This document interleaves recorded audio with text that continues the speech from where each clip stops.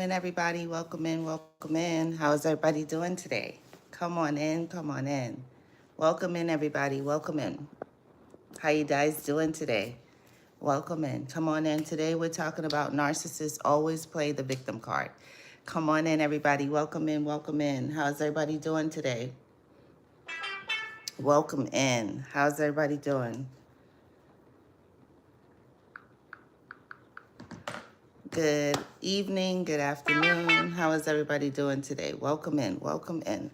How are you today? Welcome in. How are you? Welcome in. Good day to everybody. Today we're talking about narcissists always play the victim card. Regardless, hey Vanessa, how are you today? Welcome in. How you doing?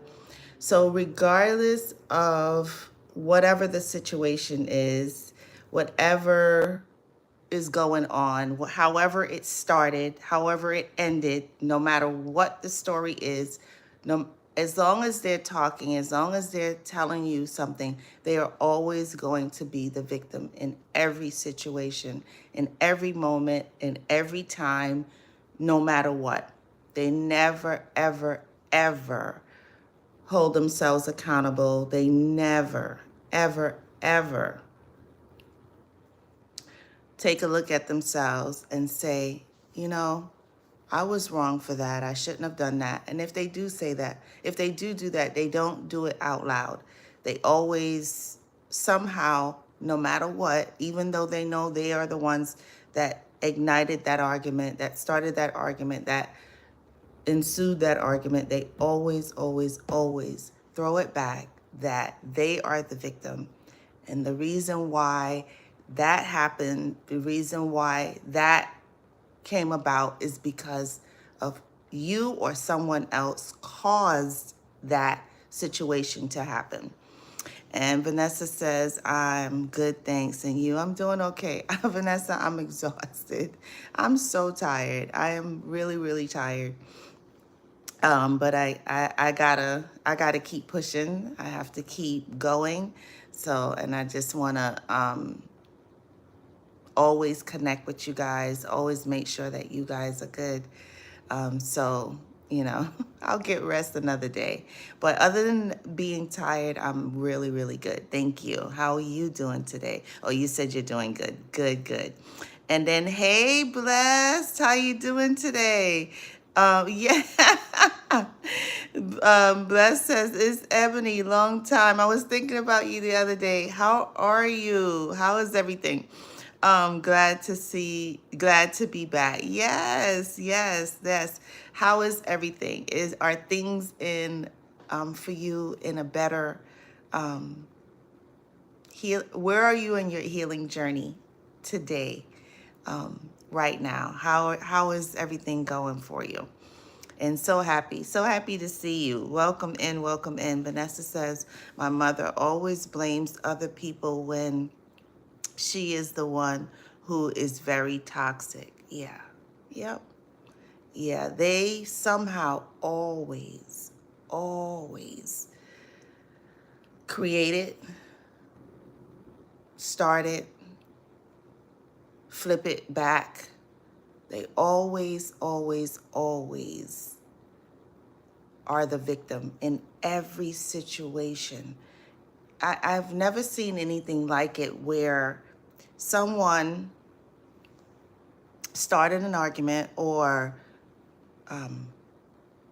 created drama or stirred the pot, got things going, and then when all hell breaks loose, they are the victim. They are, woe, it's me. Why did that happen? Or they stand back, they throw their hands up after they get everybody going, they get everybody's anxiety going, they get everybody's emotions going, they get everybody's on this roller coaster. And once they are done doing that, they will stand back, hide their hands, and they will somehow then when you go back and you say, well, what happened? They act as though they're clueless. They don't know what you're talking about. And then that's when they will then turn it around and shift it back onto you or someone else, that the other person or you was the one who actually started that argument, that blowout, that the chaos, whatever that is. They don't ever take accountability for anything, ever. And then Vanessa says, hi, bless. Yeah, Vanessa says, both my mother and my father are narcs. They have never taken accountability for their toxicity. Wow. So, no, I think you said they are not together anymore. So remind me, Vanessa, is your mom and your dad, are they still currently together? Um, if I remember correctly, I think they are currently not together, that they're separated. So in their, if they have any, in their new situations, in their new relationships, I already know the answer. Does that cycle continue? That toxic cycle, that blaming everybody, that always being the victim, even though they're not with each other anymore, is it still about everybody else doing wrong? In their new relationships, in their new situations. Tell me, I already know the answer, but just, share with us if that cycle has continued, if that cycle is continuing to repeat itself and they're not learning from their lessons. They're not looking at the man in the mirror and saying, I'm the common denominator in every situation. I'm the common denominator for every relationship, every situationship, every situation. I am the common denominator that everything always ensues around them because they started and they don't take accountability for that. And then Bless says, hey, Vanessa. I love saying your name, Vanessa. Yeah, it's just a very, very, very difficult and uneasy and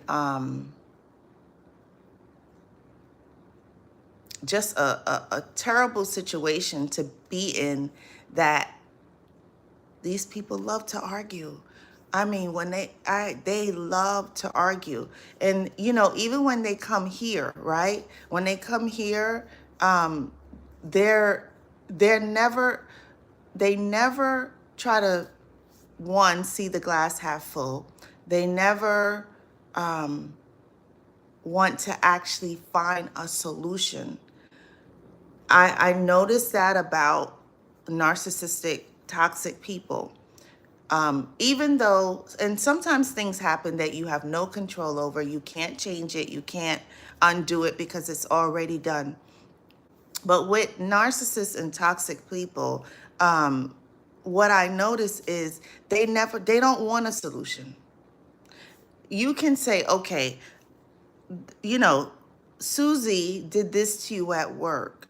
And that was, unfortunate because they're always the victim, right? So they may come home and they may say, well, Susie did something to me at work. I can't believe she did that. That was so disgusting. The victim card. And then you will then say, okay, so is it possible that you and Susie maybe not work together, or you and Susie have a meeting with someone else to be the mediator? You will try to find resolutions for these people. You will try to help fix the issue, to get the issue resolved. And narcissists and toxic people have no desire to get the problem solved, the situation resolved. They don't want that. They don't want you to help fix the problem. They'll even say things like, whose side are you on anyway? It's like, you're not picking sides. You're just trying to say, okay, that happened and you can't stay in that place. You have to move on. So let's try to find a fix. Let's try to find a resolution. Let's try to calm the situation. Narcissists don't want that. They don't want you to help them fix the problem. They don't, well, sometimes, depending on what it is. If they've done something wrong and they know that their back's against the wall and they have no other way to go, then they want you to fix the problem. Then they want you to come in and be, the savior that fix whatever all the wrongdoings that they have done. But in an argument, in a disagreement, they will always never want for you to find a resolution. They want that argument to keep going. They want it to snowball. They want it to continue. They want it to get bigger and bigger and bigger and bigger so that they can pull out their, let me see if I find something. They pull out their victim card and they're like, wait, see, me. Those things happen to me. No, you created those problems. You created the situation. You created the argument. So yeah, it's going to, people are not going to always bite their tongue and just accept whatever narcissists do and say. They're going to speak up. But it doesn't matter to these people. Vanessa says, my parents divorced over 20 years ago. My mother is currently single and my father is in a dysfunctional relationship. Yeah. And then Bless says, prayer and setting, unbiased opinions about the traumatic situation has helped many spiritual people who don't know me or him have told me I am not the first or last he will hurt. Yeah, he is sick and wicked. Yeah. That sounds very, very, very familiar. And we're not saying that they can't get help, right? Because with God, all things are possible. But what's sad about narcissists is, in order to get help, right, in order to fix who they are, they have to stand in the mirror. They have to take accountability. They have to peel back. They have to go back to whatever traumatic situation happened to them. Usually it's in their childhood. And come to terms that, unfortunately, that happened to you, that happened to them. And you can't undo it, but you can try to move on from it. You can try to find some kind of positive thing that came out of it. Everything that happens to every one of us in life, sometimes very, very, very unfair situations happen to us that we have absolutely no control over. But I really am an advocate for not staying stagnant, not staying in that situation for too long. At some point, we gotta heal. At some point, we have to accept that it happened and that we can't change it. Pull ourselves away from these people, and then start to rebuild who we are in building that relationship with God, and just being real and raw with ourselves, and then not allowing someone else in a new suit, in a new dress, in a new outfit to come in and to do the exact same thing again.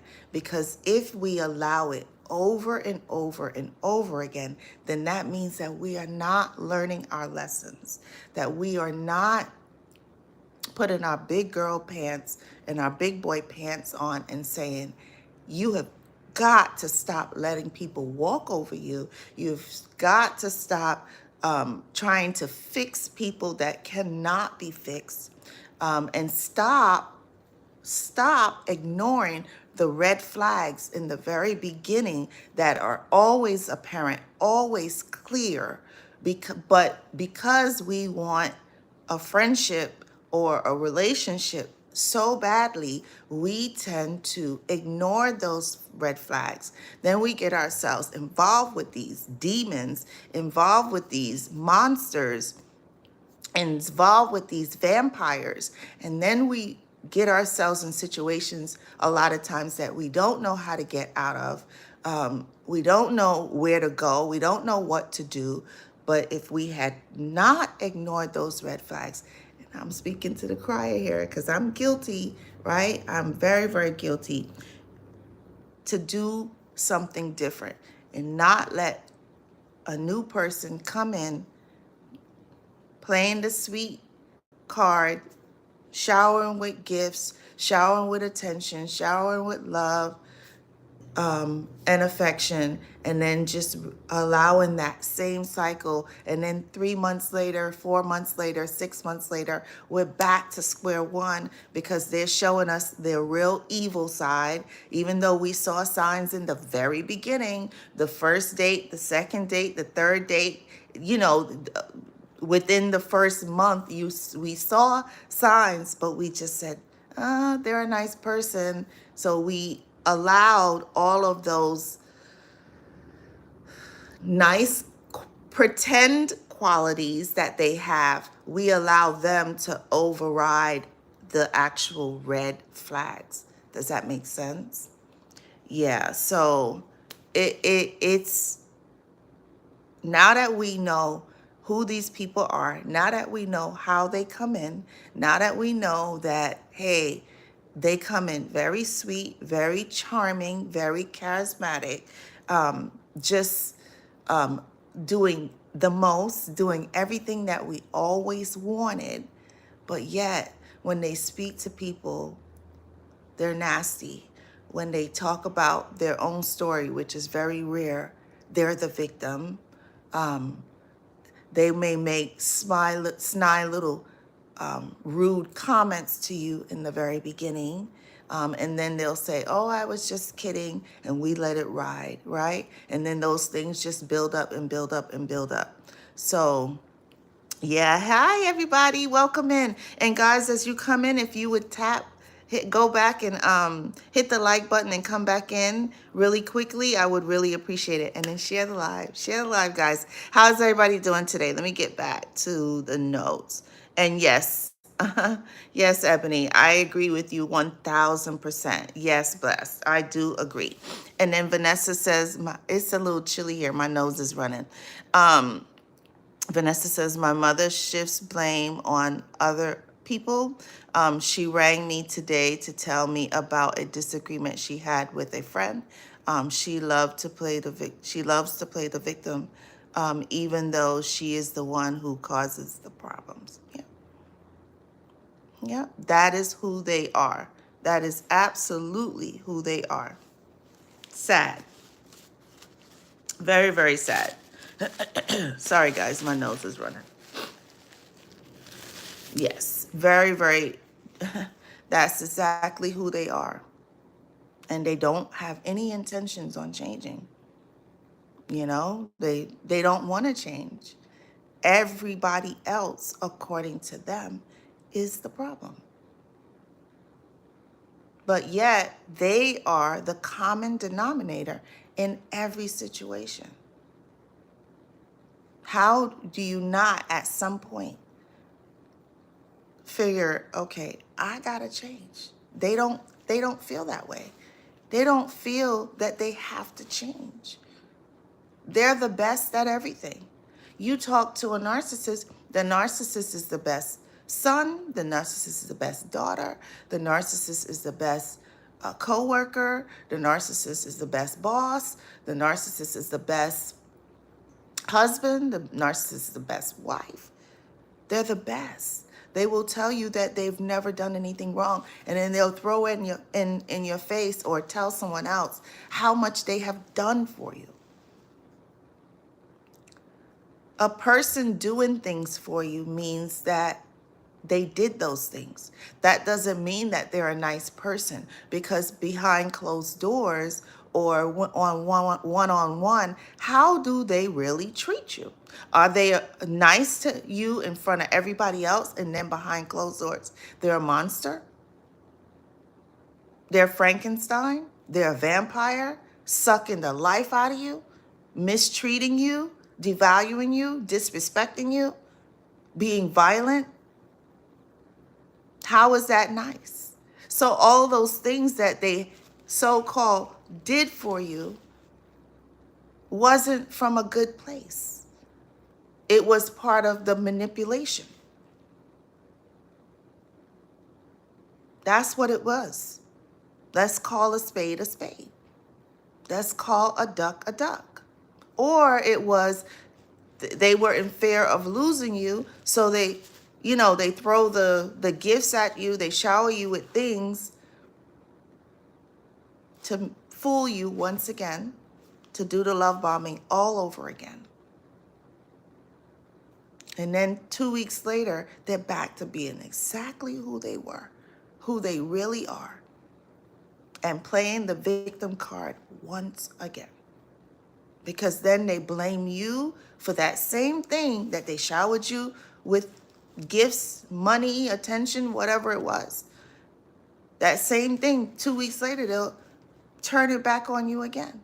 And narcissists don't know how to let anything go. You had an argument, you had a disagreement, you were both wrong in the disagreement. You both said things that you probably should not have said. You make up, you figure it out, you move on.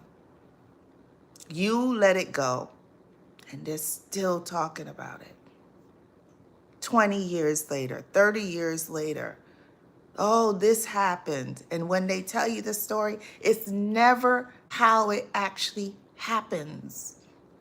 They will add in or take away when it's convenient for them. Make it make sense. Unbelievable. Hey, John, how you doing today? Welcome in. How are you? How are you? How are you? How is everything going with you? How are you doing in your healing journey? How is everything going? And then Vanessa says, hey, John. And John is saying, hey, Vanessa. Hey, friend. How you doing today? Welcome in. Welcome in. Fran says, hey, everybody. And then Vanessa says, Fran, how you doing? How are you today? And then Vanessa says, I have had to choose to be happy even when my mother was talking her toxicity to me today over the phone. It's my mother's problem, not mine. Yeah. Well, they created it. They created it. And what we as empathic people tend to do is, and we do this a lot, sadly, they create a problem, they create a scenario, they create a situation. Sometimes those situations blow up. And then, like I said earlier, then they run and hide. They don't know how to deal with, because now their back's against the wall. So they don't know how to deal with fixing it, right? So then they go to empathic and super empathic people to have the super empath and the empathic person try to fix what they have now done, that chaos that they have created, that problem, that huge argument, that completely debacle. They want someone else now to step in and fix their problem.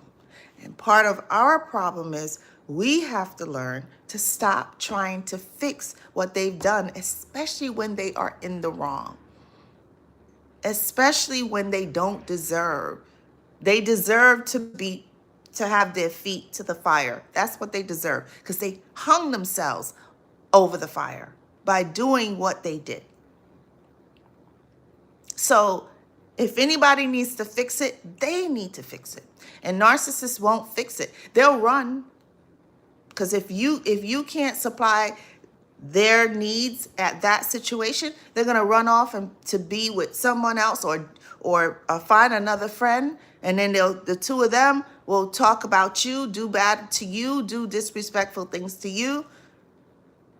And then that cycle and that scenarios just continue to repeat and repeat and repeat.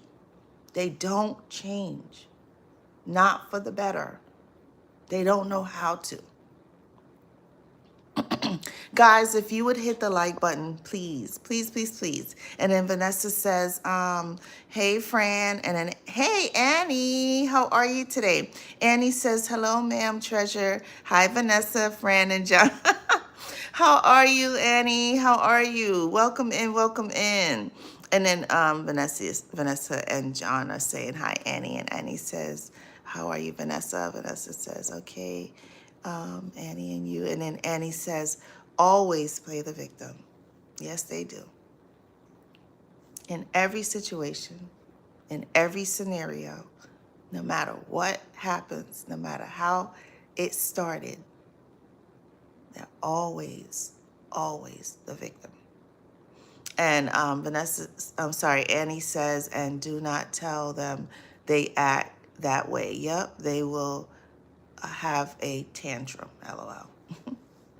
Well, we know that narcissists, honestly, I don't think a lot of them sociably have passed maybe age 6 or 7. That's my honest opinion.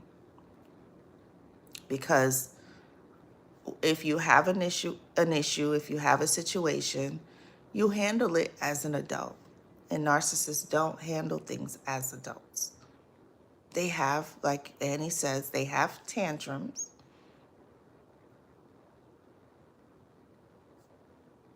They have conniptions. They have fits. They just blow everything out of proportion. A lot of times the way a narcissist acts does not equate and equal the actual situation. Everybody is on maybe a 4 or a 5, and the narcissist is at an 8, 9, or 10. You watch it. Watch it when you're dealing with these people.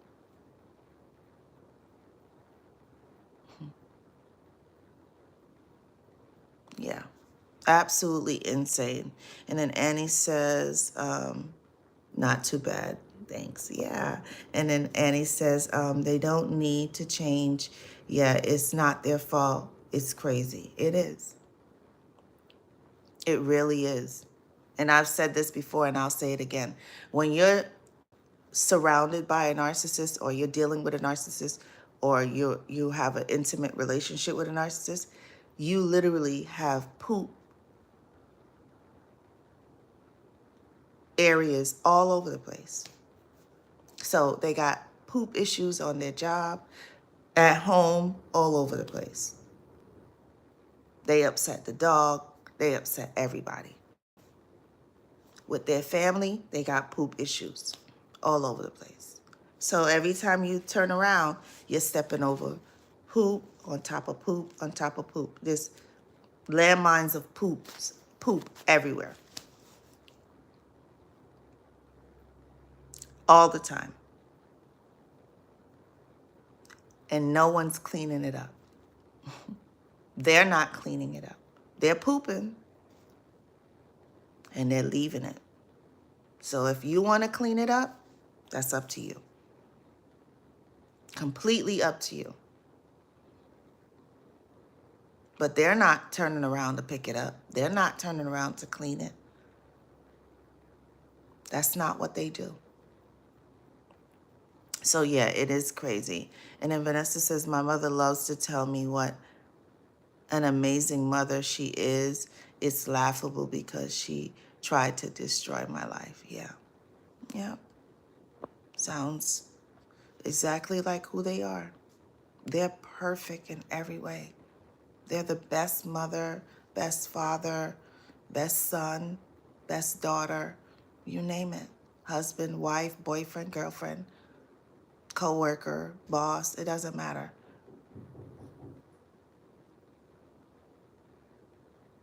They're the best. And then Annie says they're monsters in sheep's clothing. Yep, that's exactly correct. That's exactly who they are. And then Annie says, wow, Vanessa, can you stay calm when she say that in front of you? It's hard not to react sometimes. Yeah. And then Annie says, yep. And then Fran says, professional. Fran, mwah. Professional victims. That is absolutely correct. I love it. Professional victims. That's exactly what they are. Oh my goodness. In every way, every day, every circumstance, that's exactly who they are. Professional victims. I love it. And then Annie says, Fran, oh yeah, they can win an Oscar for the best dramatic acting for sure. Yep. That's exactly correct. Yeah, and then Vanessa says, Annie, I have forgiven my mother for what she has done to me because I want to be happy. I want to have a happy life. I don't have much contact with my mother. That's how I handle the situation. Yeah. Like I said yesterday, the best way to deal with a narcissist is in very small, if you have to deal with them. The best way to deal with a narcissist is to handle them in very small, short increments. Short, sweet, to the point, and then guess what? Get out of there. Gotta go. Run for the hills. And every time, that's the best way to deal with them. That way, you're not allowing things to snowball. You're not allowing for an argument or a situation to ensue. Visit, talk, whatever that is. Nice to see you. How's everything going? Good. And then when they start going left, get out of Dodge. Run for the hills. That's the best way to handle them. Yep. Yes. And then Annie says, I think that the victim behavior is one of the most obvious red flags of a narcissist. Yes, but a lot of people will ignore that sign, right? Every time someone opens their mouth, and they are the victim, every single time, they could talk about 20 different people. In every situation that they talk about with those 20 different people, they are the victim. So yes, you're right, Annie. That's the biggest red flag that there is. But a lot of people, sadly, unfortunately, ignore that. They ignore it because they come in as their representative. The narcissist comes as a representative, and they play nice and sweet, and all of these terrible things has happened to them in their life. But yes, I completely agree, Annie. And then Vanessa says, so true, Annie. And then Annie says, Vanessa, you're right. And then Annie says, if you see the pattern, it's good. Smash. Smash, ma'am. Thank you for the like, Annie. Thank you. I appreciate you. And then Annie says, when I was with my ex, it was like I had 3 kids. Yep. He was acting like a 10-year-old. Yep. Yeah. Now you give him 10. Yeah. Some of them don't act anything past 6 or 7. It's absolutely ridiculous and sad. And Vanessa says narcs are so immature and irresponsible. Yep. And then Annie says they are exhausting. It was exhausting. And Annie says irresponsible. Yep, cause it's never them. Yep, facts, Fran. Yep. And then Annie says, yep, it smells at one point. Yeah, it smells all the time, but we ignore it sometimes. We smell it, we see it, but we just completely ignore it. Yep. Fran says, LOL, poop issues. Yes. All the time, sadly. Yep, absolutely. And Annie says, hi, it's not their poop. Anyway, according to them, right? According to them, it's not their poop. They didn't do it. I love it. Hey, Emmanuel, how are you? Welcome in. Welcome in. Emmanuel says the best way to deal with a narcissist is not to deal with a narcissist. Emmanuel, you got it. Yes, yes, yes. But, you know, sometimes, depending on the situation, sometimes, like if you have to co-parent with them, unfortunately, sometimes you have to deal with them. So yeah, and you know, sometimes the kids don't have a choice. It's their parent, so they have to deal with the parent. So yes, but we agree here. We agree, and welcome in, welcome in. So happy to have you. Thank you for joining. And then Annie says, right, Emmanuel. And then Annie says, my ex forgot my son's birthday. I guess it's not his fault. He doesn't have a calendar, LOL. Yeah, well, he doesn't have a memory, because you don't need a calendar to tell you that it's your child's birthday. You know, that's crazy. That's so sad. Very sad. But again, something happened. Oh, it split my mind. You know, they are always going to flip it back on someone else, or again, pull that victim card once again. Yeah. Yep. And then Vanessa says, my narc mother has no loyalty for anyone. She even speaks bad about her close friends. Right. Yep. They talk bad about everybody, including their parents, including their siblings, including their spouse, including their best friends, which they don't even really have best friends, because a best friend wouldn't talk behind the other best friend's back. That's not in my opinion, that's not a true friend. Not even a little. And then Annie says, of course, Vanessa, until she needs something from them. Right. Annie, mwah. That's exactly correct. Yep. And then Annie says, it's impossible to co-parent with them. Yep. They use the kids to control from far. Yes, it's cruel. Yeah. Yeah. And if the kids are small and they don't know about this sickness, they don't understand how it works, the kids, they make the kids choose over one parent, where I guess in their mind they figure that the child can't love two parents, the child can't enjoy both parents. In their mind, they don't want that. They want to win. They want to win. They want to be the one that has that ultimate control. So they want the child to choose them over the other parent, which that's not fair to a child. Why can't the child love both? Why can't the child have good communication with both? Why can't the child enjoy both parents, even if it's separately? Why can't that be? Because with them, it's not about the children. It has nothing to do with the children. They are the most disrespectful people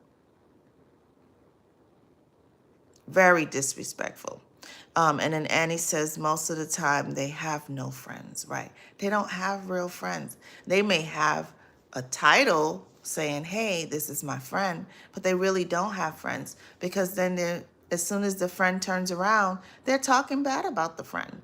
They're saying disrespectful things and nasty things, or whatever the friend has confided in them. They are now telling other people and adding into it to make it worse than what it really is. And if this person confided in you something, why would you go and tell other people?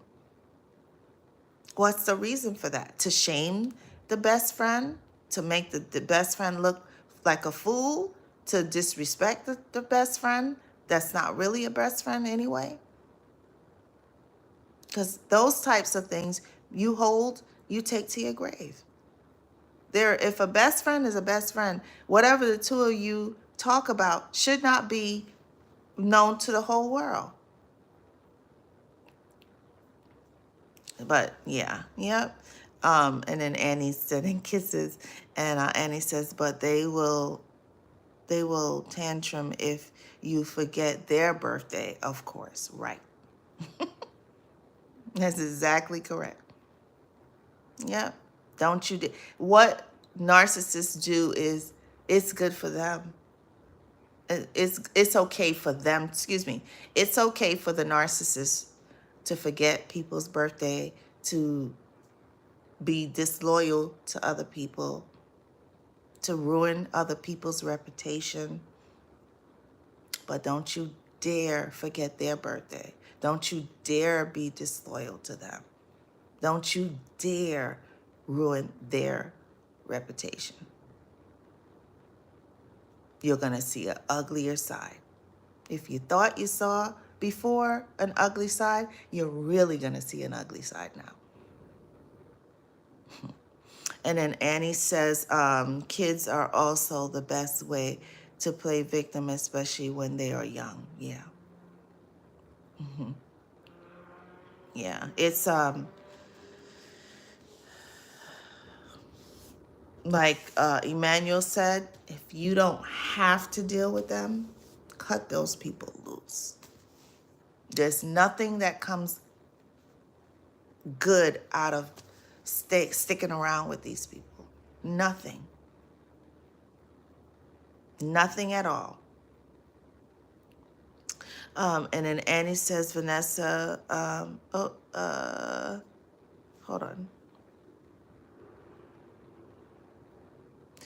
Yep, Annie says, Vanessa, it's sad, yes. It's the third time. He just turned 15. Oh, my son says he doesn't care, but he was sad, I know. Yeah.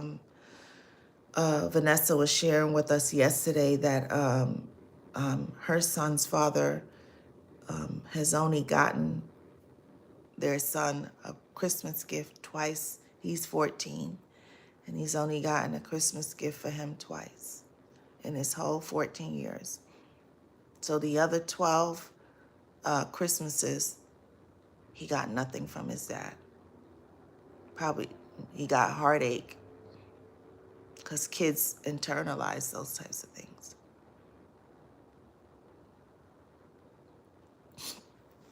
So yeah, very sad. I'm sorry, Annie. Very sorry. And then Annie said they play mind games. Yep. The only way to stop it is to not play, right? At some point, we have to love us more than we love the narcissist. I don't know how else to slice it. At some point, we have to stop loving the narcissist more than the narcissist loves us. And the narcissist does not love us. The narcissist does not love you. The narcissist does not love me. The narcissist doesn't love anyone. Anyone. Not even their children. Because if a person loved their children or anyone else, they wouldn't treat the children or anyone else the way narcissists do. Like pawns, being disrespectful, talking down, judging them. They're very judgmental, very judgmental. It doesn't make sense and it doesn't add up how a person that's so judgmental does everything that they are judging other people for. Insanity. How are these people judging other people for exactly what they do themselves? It doesn't make sense because the rules don't apply to them. The rules don't apply to the narcissist. The rules apply to you. The rules apply to me. The rules apply to everybody else. But the rules do not apply to the narcissist.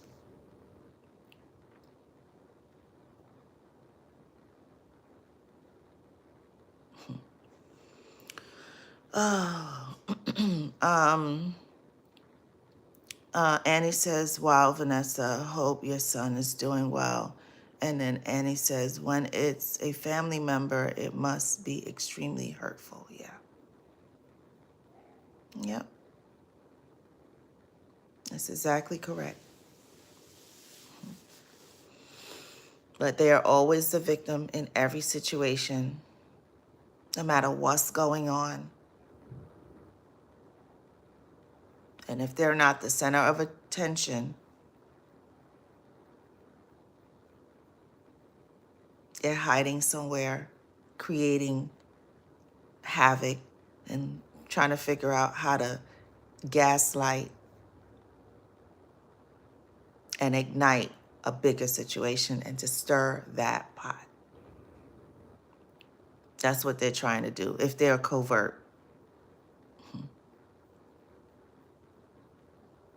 They'll set a little fire and they'll run in the woods, run behind a tree and peek and watch. Peek and watch. To see everybody else coming unglued, to see everybody else acting crazy.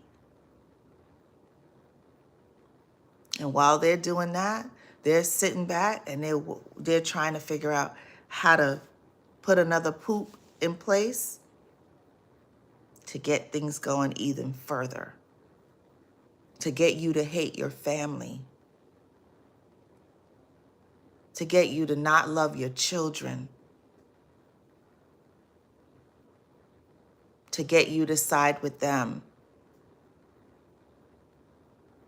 to get you to be disrespectful like them, because they want everybody on their side. And destroying people's lives or trying to destroy people's lives as they go. Completely senseless. Completely disrespectful. Completely disgusting.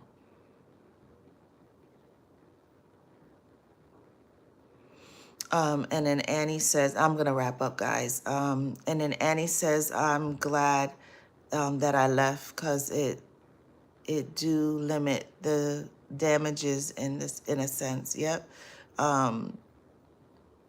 They maybe love to expose it that way. I think you meant to say love. They love to expose it that way. Yeah. Yep. And then Annie says, amen. Vanessa says, my son is going through a lot due to his father's behavior. But I am trusting that my son will live his best life. I'm not focusing on the narc father. The narc father isn't doing, but I want to be the best mom. Yeah. Yeah. Yeah, we have to, especially as parents, what they have done or they're doing, we can't change, right? But if we keep in mind that we're trying, right, and we're working at being the best parent that we can be, that we're loving, that we're patient, that we're kind, that we talk to our kids, that we not be judgmental, that we not put them down. Are those things going to happen once in a while? Yes. But that it shouldn't be a daily event, a daily occurrence that we're doing exactly what the narcissists tend to do. So our job is to listen to our kids, to guide our kids, to love our kids, to be patient with our kids, but yet still let them know that we are the parent. So yeah, I agree, Vanessa. And then Annie says, Vanessa, same for me. Hope they will be fine. They will. They will. Pray over your children every day. No weapon formed against your children shall prosper. And it will always boomerang and return to sender. No weapon formed against me or my children shall prosper. And it will always boomerang and return to sender. Repeat that daily. Cover your children. Pray over your children before they leave the house. Pray for them. You ask God to guide their steps, to take them safely and have them return safely, to protect their minds, for them to be leaders and not followers. Because in society today, everybody want to lead these kids down the road of disgustingness. So no one outside of your home should be a bigger influence on your children than you. Know who your children are hanging out with. Know who your children are talking to. When they're on the phone, go and say to the phone and say, hi, how are you? Who's this? Know who your children are dealing with. And also always pray that if whoever they're coming in contact with, if there's any danger, if there's anything that will lead your child the wrong direction, tell God, get rid of them. And guess what God gonna do? Every single time. Exactly what you ask him to do. Because we walk by faith. So when those friendships end, don't be disappointed. Say thank you, God. And that goes for us too. Yes, we'll be hurt, yes. But it's what's best. Trust me, it's what's best.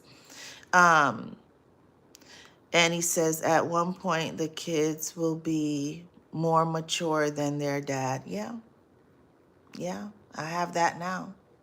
Yeah, very true. Yeah, especially when they go through so much. Yeah, very, very true. And Vanessa says, God bless you and your children, Annie. Annie says, thank you, Vanessa, same to you. And all the kids who deal with it, yep, they deserve peace and security, yes. And he says, yep, it's important, especially now. Yep, it's a weird time, yeah. It really is. It really is. It really is.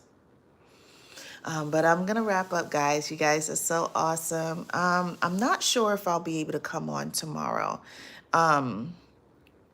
I do have an appointment, so if I'm able to come on, I'll jump on for a little bit.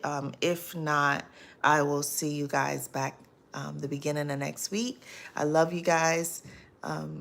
Remember to like, share, comment, and subscribe. And remember that you are a part of God's kingdom and that He loves you more than anything in this world. And check out the Teespring and Spreadshop store as well. And if you want to connect for a one-on-one, I would love to do that with you. I'll put it in the description. And then Annie says, dinner time for me. Thanks, ma'am. Treasure. It was triggering, but very interesting topic as always. Take care all. Yes. Love you guys. Have a blessed and wonderful evening. This is a question mark, 50-50. I might see you tomorrow. If I don't, then I'll see you early next week. Have a blessed one. Love you guys.